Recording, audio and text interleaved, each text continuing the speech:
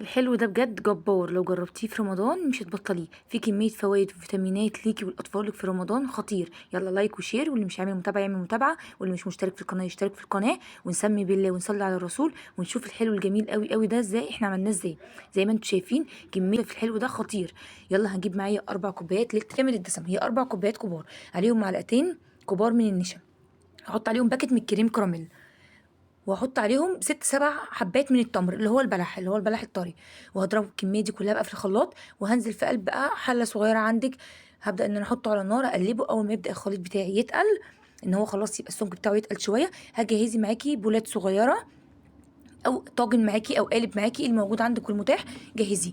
الكراميل اللي هو الصوص بيبقى موجود مع باكت كريم كراميل بيبقى جاي جاهز. هجيب بقى شرايح من موز او الفواكه الموجوده عندك او المتاحه، انا حطيت الموز لان مع الوصفه دي بيبقى خطير.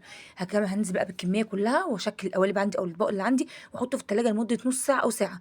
ابداي اقلبيه بقى، هيبقى خطير بجد، الطعم بتاعه بيكون حلو قوي، البلح مع اللبن، التمر بتاعي مع اللبن مع الموز بجد بيكون خطير، مع طعم الكريم كراميل حاجه كده جباره. بجد بجد اختراع، جربيه مش هتبطلي تعمليه طول شهر رمضان، وكميه الفوائد اللي فيه بتبقى خطيره ليكي ولاطفالك في رمضان.